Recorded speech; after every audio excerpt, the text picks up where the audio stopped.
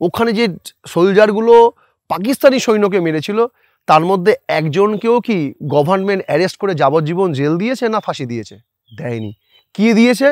উল্টে তাকে বীর চক্র পুরস্কার দিয়েছে, উপাধি দিয়েছে। কেন? সে সেটা নিজের ইচ্ছাতে মানেনি, সে সেটা কর্নেলের আদেশে দেশের স্বার্থে গুলি করে মেরেছিল। আর আমি বা আমরা বা যারাই হন, নিজের ইচ্ছাতে যদি আমার সন্তানকেও মেরে ফেলি, যাকে আমি আমার স্পার্ম থেকে সৃষ্টি করেছি বা কোনো মা তার গর্ভ থেকে সৃষ্টি করেছে, সেই মাও তার সন্তানকে মারতে পারছে না নিজের ইচ্ছার বিরুদ্ধে। কেন কেন মারতে পারছেন না?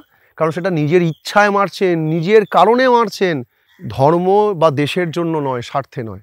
এখানে ক্রাইম। শ্রীকৃষ্ণ ঠিক তাই করেছিলেন। শ্রীকৃষ্ণের ওই যুদ্ধতে কোনো প্রত্যাশা ছিল না, পাণ্ডব আর কৌরব আর কেউ না। আমার মধ্যে দুটো অন্তর্দ্বন্দ্ব চলে, এই অন্তর্দ্বন্দ্বের মধ্যে যা আমাকে বিবেককে চেতনা করে সেটাই হচ্ছে পাণ্ডব।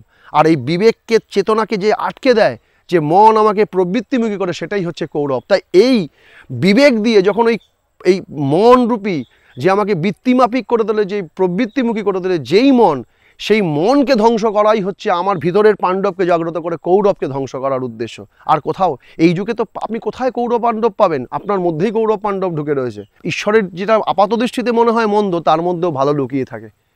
পাণ্ডবদের এত কাছে ছিলেন, নিকটে ছিলেন কৃষ্ণ। পাণ্ডবদের কিন্তু শত্রুতার অভাব ছিল না, আর কষ্টের অভাব ছিল না। তা সত্ত্বেও কিন্তু পাণ্ডবরা কৃষ্ণকে ধরেছিলেন।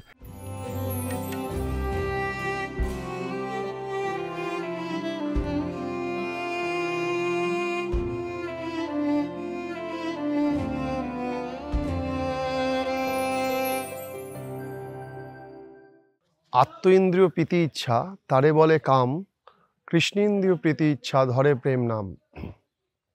এটা একটা প্রবাদ প্রতিম একটা বাণী। তো আত্ম ইন্দ্রিয় প্রীতি ইচ্ছা মানে হচ্ছে যে আমরা যেটা নিজের ইচ্ছাতে করি, নিজের ইচ্ছা থেকে যেগুলো তৈরি হয়। আর বলছে কৃষ্ণেন্দ্রিয় প্রীতি ইচ্ছা ধরে প্রেম নাম। এখানে কৃষ্ণ বলতে ভগবানকে বোঝাতে হচ্ছে। যারা বৈষ্ণব ধর্মে আছে, যারা শ্রীকৃষ্ণকে মনে করেন, আমার কাছে কৃষ্ণ, যে যুগে যুগে যিনি আসেন তিনিই আমার কাছে কৃষ্ণ। আমার কাছে মহাপ্রভু কৃষ্ণ, আমার কাছে রামকৃষ্ণ কৃষ্ণ, যে মহাপুরুষরা আসেন, যীশুখ্রিস্ট কৃষ্ণ, আমার কাছে যে মহামানব আসেন যুগে যুগে, তিনি আমার কাছে কৃষ্ণ। তো আত্ম ইন্দ্রিয় প্রীতি ইচ্ছা তাহলে কাম কি করে হয়, আর কৃষ্ণ ইন্দ্রিয় প্রীতি ইচ্ছা কেন প্রেম নাম হয়? আমরা বলি যে ঈশ্বরের ইচ্ছায় যা করা হয় তাই ধর্ম, আর ঈশ্বরের ইচ্ছার বিরুদ্ধে হলে তা অধর্ম। যারা রামায়ণ মহাভারত দেখেছেন তারা জানেন, তাদের মধ্যে অনেকের মধ্যে প্রশ্ন, যারা কর্ণকে নিয়ে খুব ফিলিংস করেন, কর্ণকে নিয়ে তাদের সিম্প্যাথি থাকে, কর্ণের সাথে প্রচণ্ড অন্যায় হয়েছে। এটা ঠিক হলো না। যদি ভালো করে দেখে থাকেন, আমি মনে করি কর্ণ দুর্যোধনের থেকেও বেশি অপরাধী ছিলেন। আমি আপনাকে বোঝাবো, মানে লজিক্যালি বলবো, আমার কথাকে মেনে নেবেন না। আমি সবসময় বলি কোনো কিছু যুক্তি না থাকলে মানা উচিত না।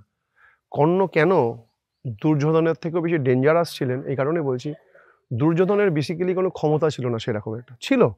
ও মোটামুটি নটোরিয়াস ক্রিমিনাল ছিলেন, কিন্তু তার ক্রিমিনালের একটা লিমিটেশন ছিল। সে সবসময় কাউর জোরে লড়তেন। কিন্তু কর্ণ কখনো দুর্যোধনকে ফেরানোর চেষ্টা করেনি। কর্ণ যদি দুর্যোধনের সাথ না দিত, তাহলে দুর্যোধন কখনো পর্যন্ত এই যুদ্ধ তো দূরের কথা, যুদ্ধের যাওয়া পর্যন্ত ভাবতে পারতেন না। তো কর্ণের মতো বন্ধু থাকা কিন্তু বিপজ্জনক। আমরা দেখবেন ফেসবুকে না প্রায় একটা পোস্ট দেখি, মানে রিচ করার জন্য, মানে ফেম খাওয়ার জন্য বিভৎস, মানে মানুষের তো সিম্প্যাথির অভাব নেই। জীবনে দুজনের মতো বন্ধু বানাও, প্রথমটা ঠিক বলে, দ্বিতীয়ত আমার মনে হয় ঠিক না। কেমন? শ্রীকৃষ্ণের মতো বন্ধু বানাও, যে তোমাকে সমস্ত বিপদ থেকে রক্ষা করবে। আরেকটা কার মতো বন্ধুর উদাহরণ দেয়? কর্ণের মতো বন্ধু করো, যে বিপদ জেনেও তোমার পাশ ছেড়ে দেবে না। আমি মনে করি প্রথম কথাটা আমার কাছে ঠিক লেগেছে, কিন্তু দ্বিতীয় কথাটা আমি মনে করি একদম বেঠিক এবং পাম খাওয়া কথাবার্তা। কেমন পাম খাওয়া কথাবার্তা? কর্ণ এত বড় ডেঞ্জারাস বিপজ্জনক বন্ধু, কর্ণের মতো বন্ধু একদম করবেনই না। আমি তো মনে করি কেন করবেন না? কর্ণের মতো বন্ধু থাকলে আপনি জানবেন আপনি মরবেন। আপনার ভালো গুণকে যদি কেউ জাগিয়ে দিতে পারতো, সে কর্ণের জন্য আপনার জাগলো না। তাই যদি প্যাদানি খেয়েও ভালো গুণ জেগে থাকে, তারা সেটাও ভালো, কর্ণ সেটাও করতে দিল না। সে নিজেও মরল, দুর্যোধনকেও মারল। শুনুন, সবসময় বন্ধুত্ব থাকা ভালো। ঠাকুর বলছেন, তোমার বন্ধুত্ব খারিজ করো না, কিন্তু তার প্রয়োজন হলে তার সঙ্গ বন্ধ করো, বিপদে আপদে কায়মনোবাক্যে তার মঙ্গল প্রার্থনা করো। কর্ণ কিন্তু এই কাজটি করেননি। সে বন্ধুকে সঙ্গ দিয়েছেন অধর্মের। তার বিয়ে করার সময় তার বউকে তুলে আনা হলো, সেখানে কর্ণ দাঁড়ালেন। সে পাণ্ডবদের উপর অত্যাচার করে, সেখানে কর্ণ দাঁড়ালেন। দ্রৌপদীর বৎসরণে সেখানে কর্ণ দাঁড়ালেন। প্রত্যেকটা অধর্মে একদম স্টপভাবে, একদম মৌনভাবে দুর্যোধনকে সাপোর্ট করে গেছিলেন কর্ণ। তাহলে বলুন কর্ণ কি করে ভালো বন্ধু হতে পারে? একদম ভালো বন্ধু হতে পারে। শ্রীকৃষ্ণ কর্ণকে এক জায়গায় বলেছিলেন যে, যখন কর্ণ বলেছিলেন আমি দুর্যোধনের স্বাদ কেন দেব না, মাধব আমার কিসের অপরাধ, যখন আমাকে সবাই সুতপুত্র বলে আমাকে সবাই লাঞ্ছিত করছিল, যখন আমাকে নিয়ে অবজ্ঞা করছিল, হাসি পাত্র করে তুলেছিল, তখনই কিন্তু আমাকে দুর্যোধন সাথ দিয়েছিল, আমাকে অঙ্গরাজ্য দান করেছিল, আমাকে রাজা মানিয়েছে, তখন গিয়ে আমি সম্মান পেয়েছি। তখন শ্রীকৃষ্ণ প্রত্যুত্তরে একটা কথা কর্ণকে বলেছিলেন, তুমি তোমার আগে দুর্যোধনকে যে এত ভালো বলছো, দুর্যোধন এত ভালো, তোমার আগে সে কাকে কত জায়গায় অঙ্গরাজ্য দান করেছে, তাকে কতজনকে রাজা বানিয়েছে। কর্ণ, তোমাকে দুর্যোধন রাজা বানায়নি, তোমার প্রতিভাকে রাজা বানিয়েছে। কারণ সে জেনেছিল যে তোমাকে যদি সে কোনোভাবে কিছু পাম দিতে পারে, পাম কথাটা শ্রীকৃষ্ণ ইউজ করেননি, কোট আন কোট এটা আমি ব্যবহার করছি, মনে করবেন না ভগবান শ্রীকৃষ্ণ বলেছে। শ্রীকৃষ্ণ বলেছিলেন যে তোমার আগে কজনকে দুর্যোধন অঙ্গরাজ্যের মতো কোনো রাজ্য দান করে রাজা করেছিলেন, কারণ জানতেন সে তার স্বার্থে তোমাকে দিয়ে। যেভাবে আমরা দেখবেন কাউকে যখন কিছু ইনভেস্ট করি, যারা সুদখোর হয় না, যারা সুদের টাকা খাটায়, দেখবেন টাকাটা দেয় এই কারণে কোনো সিম্প্যাথিতে দেয় না, দেয় আপনার কাছে নেট ইন্টারেস্ট বুঝে নেবে তাই, 4%, 6%, 5%, 10% ইন্টারেস্টে আপনার কাছে টাকা নেবে তাই। এটা তার দয়া নয়, এটা তার বিজনেস। ঠিক কর্ণের সাথেও দুর্যোধন বিজনেস করেছিলেন, যদি আমি তাকে অঙ্গরাজ্য দিই, তার তো প্রচুর প্রপার্টি ছিল, কয়েক বিঘা বিঘা, একদম যাকে বলে একর একর জমি ছিল সেই সময়। এখন নয় বর্তমান যুগে জমি পাবেন না, আপনি 1-1.5 কাঠা কিনতে গেলে আপনার কালঘাম চলে যাবে, টাকা পাবেন না, কিন্তু সেই সময় তো অনেক জমি ছিল হস্তিনাপুরের।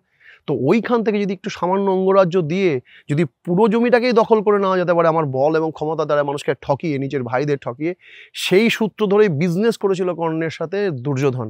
সেটা আমরা কিন্তু সিম্প্যাথির কারণে বুঝতে পারি না, অনেক সময় আমাদের সিম্প্যাথি কিন্তু খুব খারাপ হয়ে যায়। কলিযুগে একটা জিনিস মাথায় রাখবেন, এটা কিন্তু যুগটা হচ্ছে কলিযুগ, কলহের যুগ। এই কলহের যুগে কিন্তু দানও খুব কিন্তু বুঝে শুনে করতে হয়। আমরা যাকে তাকে দান করি, দান করাও ভালো নয়। সবাই বলে না দানের থেকে বড় পুণ্য নেই, দানের থেকে বড় পাপও পৃথিবীতে নেই। ঠাকুর এক জায়গায় বলছেন, অকালে অপাত্রে দান, দাতা গ্রহিতা দুই ম্লান। তাই দানও বুঝে শুনে করতে হয়। আমরা বলি না আমরা তো দিয়ে দিয়েছি, এবার সে যা খুশি করে নিই, কোনো ব্যাপার না। ধরুন আপনি কাউকে 50 টাকা দিলেন, এবার সে, আমি আমার নিজের লাইফে আমি নিজে দেখেছি বা করেছি। যখন আমি অ্যাস্ট্রোলজিক্যাল পড়াশোনা করতে যেতাম বর্ধমানের দিকে, তখন একদিন আমি দমদমে, তখন 2007-8 সাল, তখন আমি একদিন বর্ধমানে যাব, ট্রেনে ধরছি, আমার খুব খিদে পেয়েছে, আমি একটা কেক কিনে খাচ্ছি। তো একজন একটুখানি অপয়েস ব্যক্তির মতন একটুখানি আমার কাছে ভিক্ষা চাইলো, আমি তাকে 1 টাকা দিলাম। সে 1 টাকা দিয়ে এরকম কাটা কাটা কেক, যেটা এরকম 5 টাকা হচ্ছে, তখন তাকে 1 টাকা দাম ছিল, কেটে কেটে খেতে। আমি ভাবলাম সে কেক কিনে খাবে, সে কী করছিল, বিড়ি খাচ্ছিল। আমি যে টাকাটা দিলাম, সে বিড়িটা নিয়ে কানে গুঁজে দিল, আর সিগারেট খেয়ে আমার সামনে থেকে ধুয়ো দিতে দিতে চলে গেল।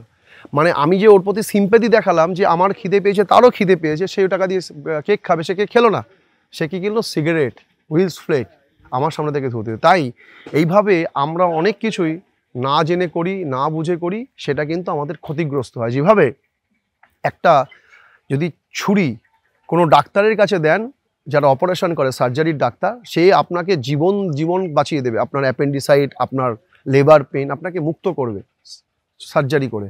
আপনার যদি সন্তান সম্ভব হন, যদি আপনার সিজার করতে, আপনাকে কেটে আপনার সন্তানকে বার করে আপনাকে রিলিফ দেবে যন্ত্রণা থেকে, আপনাকে নতুন জীবন দেবে, একটা প্রস্ফুটিত বাচ্চাকে জন্ম দেবে। ঠিক একইভাবে এই ছুরি যদি কোনো দুষ্কৃতির কাছে যান, সে কি আপনাকে কখনো জীবন মুক্তির পথ দেখাবে না, সেটা দিয়ে ধ্বংস করবে। তাই আপনি কাকে দিচ্ছেন এটাও খুব ইম্পর্টেন্ট। যাকে তাকে দিতে নেই যে কোনো জিনিস, যাকে তাকে দান করতে নেই, না আমি তো দিয়ে দিয়েছি, আরে তুমি দিয়ে দিলে হবে না তো। ঠিক একইভাবে আমরা যাকে তাকে যে কোনো কিছু দিয়ে দিই, এটা ঠিক ভালো নয়। আমরা ভাবি যে এটা দিতে পারলেই আমার ভালো হবে, এটা পূর্ণ হবে, আমি দেখার দরকার নেই, আমি তো দান করে দিয়েছি, আমার আর দেখার দরকার নেই, এরকম নয়, নট নেসেসারি, এগুলো ভালো জিনিস নয়। ঠিক একইভাবে ভগবানের ইচ্ছাতে, আমরা বলি না আত্ম ইন্দ্রিয় প্রীতি ইচ্ছা তারে বলে কাম, আর কৃষ্ণ ঈশ্বরের ইচ্ছাতে যখন যেগুলো করি সেটা কেমন হয় দেখুন। শ্রীকৃষ্ণও কিন্তু ধ্বংস করেছেন, শ্রীকৃষ্ণও কিন্তু মার্ডার করেছেন, যেটাকে আমরা বধ বলি, কিন্তু রুক্ষ ভাষায় এটাকে মার্ডার বলা হয়।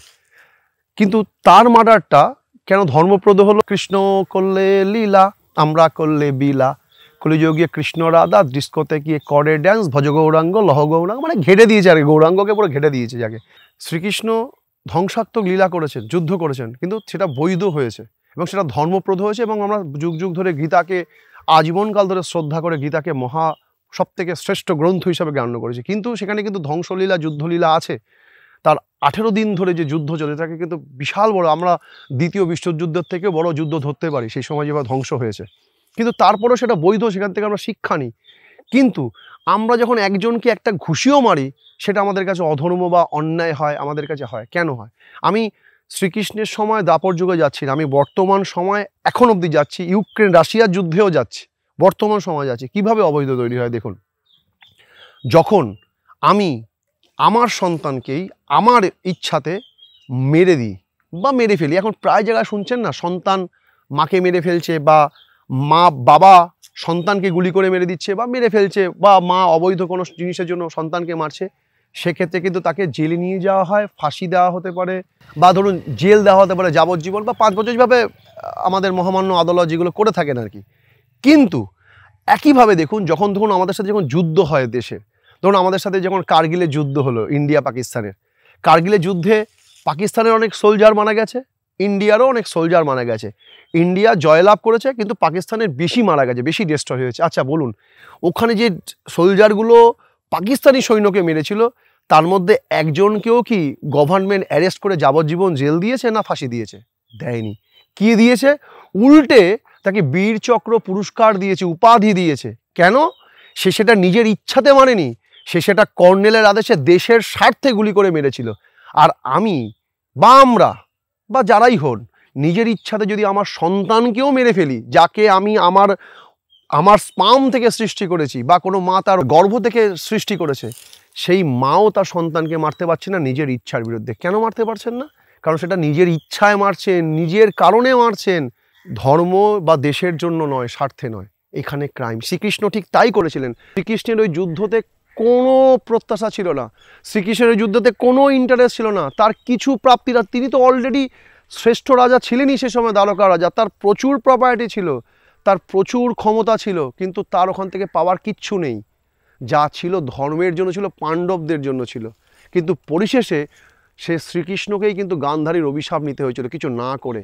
তিনি জানতেন তাকে এটা নিতে হবে, তিনি ভগবান, তিনি জানতেন, তা সত্ত্বেও নিতে তাও কিন্তু তিনি পিছুপা হননি দুর্যোধনদের কৌরবদের ধ্বংস করতে। ঠিক একইভাবে আমাদের অনেক সময় সেন্টিমেন্ট থাকে, এটা করলে না আমাকে খারাপ বলবে। যদি এটা ধর্ম হয় তাহলে করে ফেলুন, সেটা কে খারাপ বুঝলো, কিরকম খারাপ ভালো বুঝলো না। শুনুন, শ্রী ঠাকুর রামকৃষ্ণ পরমহংসদেব একদিন গিরিশ ঘোষকে বলছে, এরে গিরিশ, তোর কি করতে ভালো লাগে রে, তোর কি করতে ভালো লাগে? ঠাকুরকে, পুরুষোত্তম ভগবানকে গিরিশ ঘোষ বলছেন কত নির্ভীক চিত্তে, কত অকপট চিত্তে বলছেন, ঠাকুর আমার মদ খেতে ভালো লাগে, আমার বেশ্যা বাড়ি যেতে ভালো লাগে। ঠাকুর বলছে ওইটারেই মন দিয়ে কর, ওইটারেই মন দিয়ে কর। তিনি কিন্তু মদ খেতেও বারণ করলেন না, বেশ্যা বাড়িতে যেতেও বারণ করলেন না, ওইটাই মন দিয়ে। তিনি কিন্তু পরবর্তীকালে এই গিরিশ ঘোষই এমন বিলিফ সিস্টেম, যেটাকে আমরা ম্যানিফেস্ট বলা হয়, এত সুন্দর ম্যানিফেস্টেশন জেনে গেছিলেন, যা ওয়ার্ল্ডের থেকে ভালো ম্যানিফেস্টেশন নিকোলা টেসলাও জানেন না, এত ভালো ম্যানিফেস্ট করতে পেরেছিলেন, কারণ ওই পরম পুরুষকে ধরে। তাই শ্রীকৃষ্ণও কিন্তু সেই সময় যুদ্ধপ্রদ করেছিলেন। কেন? বলছে পার্থ, যুদ্ধ করো, যুদ্ধ না করলেই তোমার পাপ হবে, তোমার শত্রু কৌরবদের বধ করো। শত্রুকে বধ করা কখনোই অপরাধ নয়। তা বলে আমি কিন্তু এখানে বলছি না কৌরব পাণ্ডব, এখানে কেউ পাণ্ডব নেই, সবই কৌরব। আপনি যদি নিজেকে দেখেন, নিজেও কৌরবের মধ্যে আছেন। পাণ্ডব আর কৌরব আর কেউ না, আমার মধ্যে দুটো অন্তর্দ্বন্দ্ব চলে। এই অন্তর্দ্বন্দ্বের মধ্যে যা আমাকে বিবেককে চেতনা করে সেটাই হচ্ছে পাণ্ডব, আর এই বিবেককে চেতনাকে যে আটকে দেয়, যে মন আমাকে প্রবৃত্তিমুখী করে, সেটাই হচ্ছে কৌরব। তাই এই বিবেক দিয়ে যখন এই মন রূপী যে আমাকে বৃত্তিমাফিক করে তোলে, যে প্রবৃত্তিমুখী করে তোলে যেই মন, সেই মনকে ধ্বংস করাই হচ্ছে আমার ভিতরের পাণ্ডবকে জাগ্রত করে কৌরবকে ধ্বংস করার উদ্দেশ্য। আর কোথাও এই যুগে তো আপনি কোথায় কৌরব পাণ্ডব পাবেন? আপনার মধ্যেই কৌরব পাণ্ডব ঢুকে রয়েছে, কেউ আলাদা নয়। দেখুন, শ্রীকৃষ্ণের এই চরিত্র বা মহাভারতের এই চরিত্রগুলোকে আপনি রিলেট করতে পারবেন আমাদের বাস্তবিক জীবনে, আমাদের প্রেক্ষাপটে দাঁড়িয়ে। এগুলোকে কোনো কাল্পনিক চরিত্র ভাবলে আপনার ভুল হবে। আমরা নিজের জীবনে প্রতিনিয়ত এই কৌরব পাণ্ডবদের মধ্যে চলি। জানেন, এই যে পিতামহ ভীষ্ম কে জানেন? আমরা যখন অল্প বয়সে ছিলাম, আমার ঠাকুমা বা দাদুরা বলতেন যে এই বালিশে বসিস না, বালিশে বসলে তোর পাছাতে ফোড়া হবে। আচ্ছা, আপনারা কখনো টেস্ট করে কি দেখেছেন বালিশে বসলে পাছায় ফোড়া? এর কোনো সায়েন্টিফিক রিজন আছে কি? না, বালিশে বসলে কখনোই পাছাতে ফোড়া হয় না, ভুল। বালিশটা বসলে বালিশটা ফেটে যেতে পারে, তাই বারণ করেছেন ভয় দেখানোর জন্য, কিন্তু ভুল। ছোটোবেলা থেকে কিন্তু আমরা বিশ্বাস করতাম, ওরে বাবা বালিশে বসবো না, তাহলে আমাদের পাঁচাতে ফোড়া হবে। আমি যখন আমার জীবনে আমি যখন ক্রিকেট খেলতাম ছোটোবেলায়, তো কেউ আমাদের পিচের মধ্যে পায়খানা করে ফেলতো, বুঝলেন তো। তো আমাদের একজন বলেছিল যে পায়খানা যদি পুড়িয়ে দেওয়া হয় না, তার পেটের মধ্যে কিন্তু বাস্ট করবে। আচ্ছা, পায়খানা পোড়ালে কি পেটে কখনো বাস্ট করে? পায়খানার সাথে কি টিউনিং সিস্টেম করা আছে নাকি? হয় নাকি কখনো? তো বর্জ্যপদার্থ তো বেরিয়ে গেছে। কিন্তু বিশ্বাস করতাম যে পায়খানা পুড়িয়ে ফেলে, তাই জন্য আর ভয়ে সে ছেলেটা পায়খানা করতো না, কার্তিক বলে নাম তার, সেরকম একটুখানি খেলাধুলা করতো না, ওখানে এসে আমাদের ডিস্টার্ব করে পায়খানা করে ফেলতো পিছে। একদিন আমরা ভয় দেখিয়ে বলছি দাঁড়া আজকে ওখানে না কেরোসিন দিয়ে ঘুটে দিয়ে পায়খানা জ্বালিয়ে দেবো। ও ভয়ে কী করলো, তার মা এসে বলছে ওরে সোনাই করিস না আমার ছেলেটা মরে যাবে, মানে ও ভয় পেয়ে গেল, আর করতো না। তাহলে মানে বুঝুন ওটা ভুল জানতো, কিন্তু বড় হয়ে যখন আমরা জানলাম এগুলো মিথ্যা। সেভাবে যতদিন পর্যন্ত অর্জুন পিতামহ ভীষ্মকে মানতেন দাদু হিসাবে, কিন্তু যখন শ্রীকৃষ্ণ বোঝালেন বড়রাও ভুল করে, তুমি বড়দের অনুসরণ করতে গিয়ে অধর্ম করো না, সেই বড়কে তখন তিনি অমান্য করা শুরু করলেন, তার বিরুদ্ধে যুদ্ধ করলেন। ঠিক একইভাবে আমরা বড়দা ছোটোবেলায় ভাবি ঠিক বলছে, কিন্তু বড় হয়ে ভাবি না এটা ঠিক না। এই হচ্ছে পিতামহ ভীষ্ম আমাদের জীবনে। আর কে? কর্ণকে জানেন? কর্ণ হচ্ছে আমাদের মন। সে জানে আমি অন্যায় করছি, তা সত্ত্বেও বারবার সাথ দেয় সেই অন্যায়কেই। আমরা দেখবেন অনেকে বলছি না, ধরুন আমাদেরকে 5 লাখ টাকা মেরে দিয়েছে বা 5 লাখ টাকা নষ্ট করে ফেলেছে। আমি বললাম যে ভগবান যদি চাইতেন, ভগবান যদি পারেন, ভগবান করে দেবেন। কোনো জায়গায় যদি কোনো দেখি যদি কোনো ফ্যাপরে পেয়ে যাই, তাকে কিন্তু আমরা তুলোধনা করতে দ্বিতীয়বার ভাবি না। তখন ঠাকুর সব মাথার 3 কোণ উপর থেকে চলে যাবে, তখন সব অনুকূল ঠাকুর প্রতিকূলে হয়ে যাবে, আর সব জায়গা থেকে আলাদা হয়ে যাবে ভগবান। কারণ ওই যে আমার প্রবৃত্তিমুখী, এই সময় মুখে বলছি কিন্তু ছাড়তে পারছি না। তার মানে এই কর্ণ হচ্ছে আমাদের মন। সে বোঝে সে অন্যায় করছে, কিন্তু ছাড়তে পারে না অন্যায়ের কাজ। সে জানে দুর্যোধন পাপী, তার সাথে দুর্যোধনকে ছাড়তে পারছে না, এই জন্য মন, অনিয়ন্ত্রিত মন, এটাই হচ্ছে কর্ণ। আর ভীমকে আমাদের মধ্যে, পাণ্ডবকে, ভীম হচ্ছে আমাদের বীরত্ব, ভয় না, নির্ভীকতা। অর্জুনকে আমাদের মধ্যে যিনি আমাকে অর্জন করতে শেখায়। যুধিষ্ঠির মানে কি সব কিছুর মধ্যে যিনি স্থির থাকেন, সব কিছুকে স্থিরভাবে ভাবতে পারেন। তো এই প্রত্যেকটা জিনিসের মধ্যে না আমাদের মধ্যে কৌরব পাণ্ডব আছে। এই যে দ্রৌপদী, যার জন্য যুদ্ধ হলো, কানার ছেলে কানা বলেছিল বলে দুর্যোধন রেগে গেল। এই দ্রৌপদী কথার মানে, দ্রৌপদী কথার মানে যিনি লক্ষ্য, সব পঞ্চপাণ্ডবের লক্ষ্য হচ্ছে দ্রৌপদী। এই দ্রৌপদীকে বলেছে এই হবে, বলছে যে তোর জঙ্গা আমি ভেঙে দেবো দ্রৌপদীর কারণে। এই মহাযুদ্ধের হয়ে গেলেন দ্রৌপদীর ওই কঠোর ব্রতের কারণে। তো আমাদের লক্ষ্য হচ্ছে দ্রৌপদী, এই যে আমাদের প্রত্যেকের মধ্যে থাকে। তাই জন্য জানবেন আমাদের পাণ্ডব আর কৌরব বাইরে কোথাও নেই, সব আমাদের মধ্যেই আছে। তাই ভগবানের ইচ্ছায় করলে কি হয়, আমাদের অধর্ম বা বাবা, যেভাবে আমরা বললাম সোলজাররা যখন তাকে বীরচক্র দিয়েছিল, পুলিশ যখন মানে তাকে পুরস্কার দিতে পারে, কিন্তু আমি পারি না। ঠিক একইভাবে আমি কলিযুগের একটা কথা বলি, মহাপ্রভুর কথা। মহাপ্রভু সাথে নিত্যানন্দ প্রভুর যখন প্রথম আলাপ হয়, তিনি নিত্যানন্দ প্রভুকে বলেছিলেন, হে নিত্যানন্দ প্রভু ভাই, তুমি গিয়ে গৃহস্থ হয়ে বিবাহ করো, বিবাহ করে তুমি সংসার গৃহস্থ জীবন যাপন করো, যেখানে থেকে মানুষ শিক্ষা নেবে গৃহস্থ জীবন যাপন করেও ধর্ম পালন করা যায়, কিন্তু কি কিছু করা যায়। কিন্তু এই নিত্যানন্দ প্রভুই কিন্তু মাত্র 12 বছর বয়সে কিন্তু সন্ন্যাস নিয়ে বাইরে চলে গেছিলেন কোনো এক যোগী সাধু ঋষির পাল্লায় পড়ে। এই কিন্তু নিত্যানন্দ প্রভুকে কিন্তু ফেরালেন, কিন্তু মহাপ্রভু এসে আদর্শ গৃহস্থ সংসারই করলেন।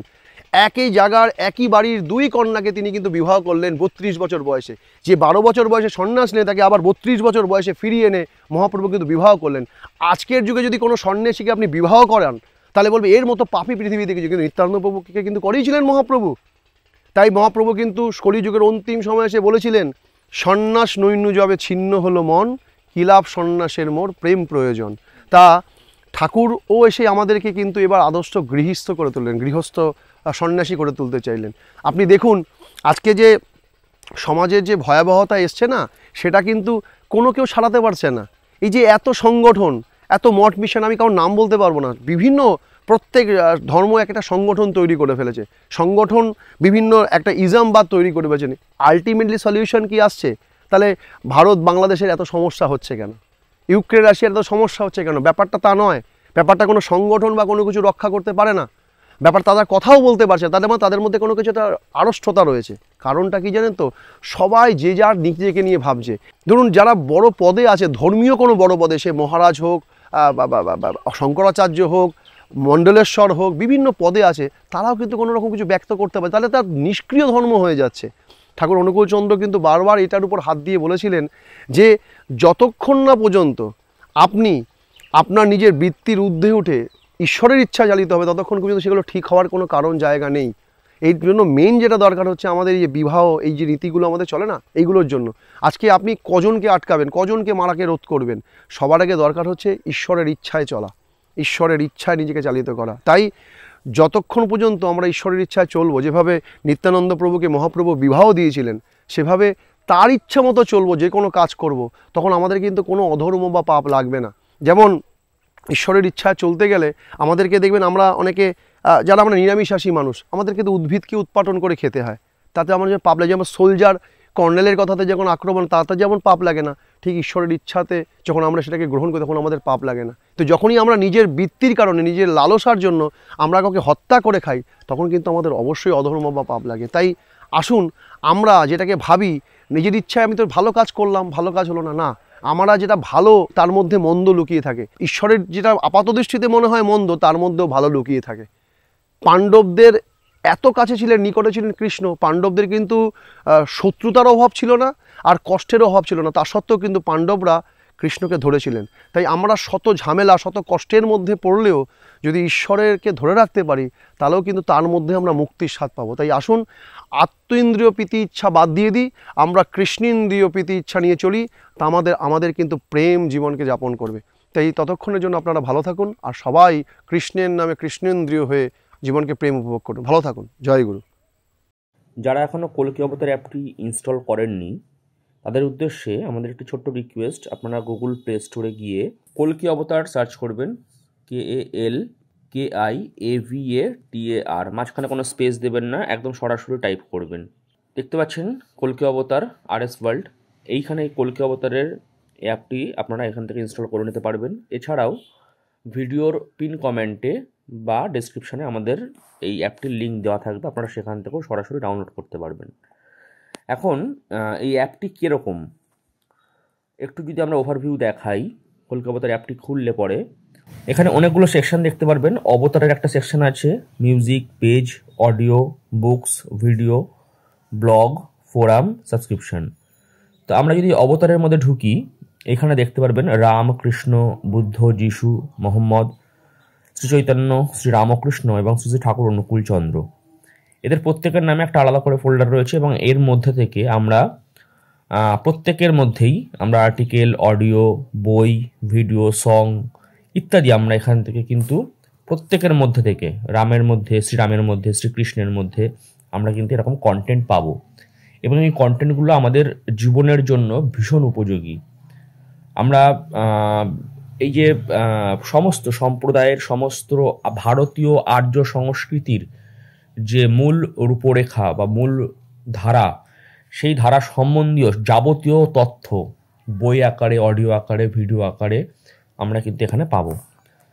এছাড়াও বাইরে যেটা জেনারেল রয়েছে, আপনারা দেখতে পাচ্ছেন অডিও রয়েছে, একটা ভিডিও রয়েছে। এই অডিওর মধ্যে গেলে আমরা কিন্তু এখানে প্রচুর অডিও শুনতে পারবো আমরা নিজেরা, ঠিক আছে। এছাড়াও ভিডিও রয়েছে, আমরা সেই ভিডিওগুলো দেখতে পারবো। বই রয়েছে, এখানে প্রচুর বই রয়েছে, আমরা এখান থেকে প্রচুর বই কিন্তু আমরা এখান থেকে পড়তে পারবো। প্রত্যেকটার মধ্যে প্রচুর বই রয়েছে, সেই বইগুলো কিন্তু আমরা এখান থেকে এক একটা খুললে প্রচুর বই, ঠিক আছে। ধর্মতত্ত্বের ওপরে বই রয়েছে, ঠিক আছে। এখান থেকে আমরা কিন্তু বইগুলো পড়তে পারবো। এছাড়াও আমরা এখানে ব্লগস আছে, ফোরাম আছে, ফোরামের মধ্যে প্রত্যেক দিন এখানে পোস্ট হয়, আপনারা সেগুলো পড়তে পারেন, ঠিক আছে।